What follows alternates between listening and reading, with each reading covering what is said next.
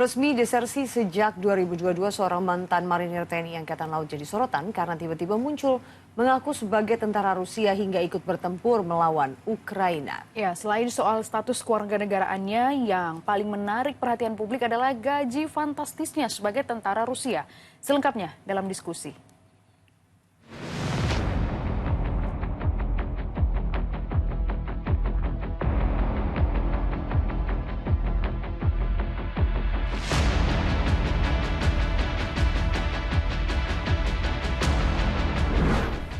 Masih jadi perdebatan nih, anggota TNI yang lama menghilang dan sudah dianggap disertir, tiba-tiba muncul di media sosial sedang berada di medan perang Rusia-Ukraina.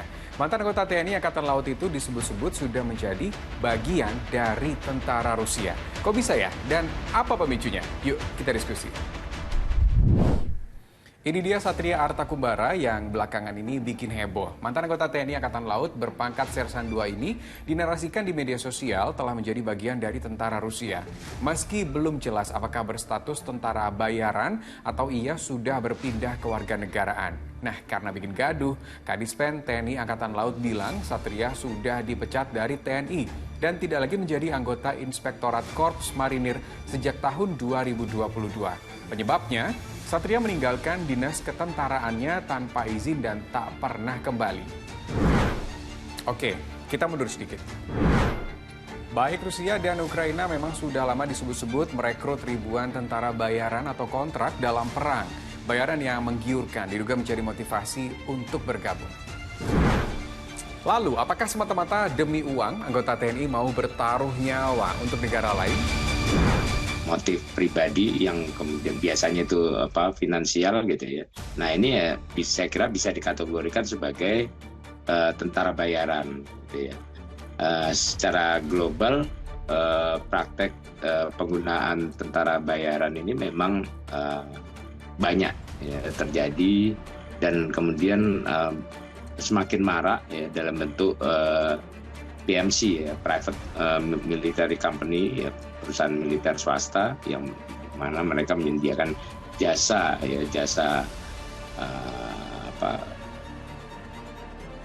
personil yang memiliki kemampuan militer dan juga mereka juga didukung oleh kekuatan-kekuatan persenjataan yang saya kira juga tidak kalah dengan tentara-tentara resmi ya dari negara gitu.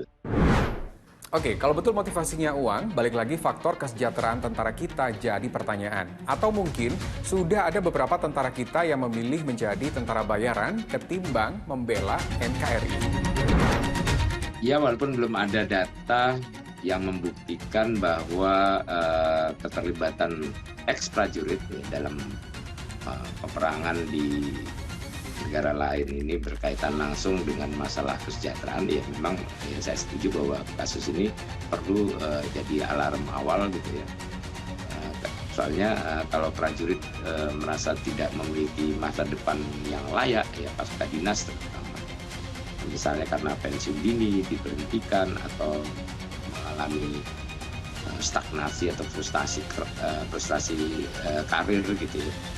Ya tawaran-tawaran iming-iming dari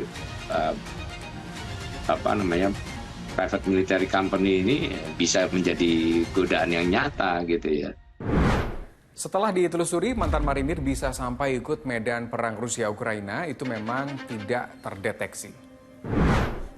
Ya, Kemenlu menyebut tidak ada catatan Satria Artakumbara pernah masuk ke Rusia. Status kewarganegaraan Satria saat ini juga belum diketahui. Lalu, apakah WNI yang menjadi prajurit untuk negara lain bisa mendapat hukuman di Indonesia? Atau status WNI-nya otomatis berakhir? Nah, secara hukum normatif pasti dia akan jadi soal gitu, karena dia sudah membela negara lain di dalam perjuangan bersenjatanya, sehingga sulit untuk dia masih menjadi status warga negara Indonesia. Gitu. Mungkin itu akan jadi soal sendiri buat dia, karena dia sudah bukan menjadi bagian tentara yang membela Indonesia, tapi menjadi bagian tentara di luar itu. Kedua adalah soal berikutnya adalah apakah kemudian dia dalam konteks itu sudah memahami tentang implikasi dari pilihan tersebut ya sebagai tentara di Rusia? Saya rasa dia sangat memahami. Tapi dalam beberapa kasus di banyak negara, biasanya yang sering menggunakan tentara bayaran ini tentara swasta ini Amerika Serikat ya dalam perang di Irak dan Timur Tengah. Mereka menyebut sebagai private security company yang digunakan untuk operasi-operasi tertentu dan itu dimungkinkan. Tapi di Indonesia kan nggak diperbolehkan private security company terkait dengan tentara swasta. Mungkin di Rusia harus dicek ulang. Tapi yang pasti pilihan ini akan menimbulkan gejolak dalam konteks status kewarganegaraan. Ya, anggota Dewan telah meminta pemerintah untuk memeriksa status kewarganegaraan eks-marinir yang jadi tentara Rusia itu. Dari sisi patriotisme, sangat menyayat hati ya melihat warga negara Indonesia justru membela negara lain. Jadi gimana menurut kamu? Yuk kita selanjutnya diskusi di kolom komentar.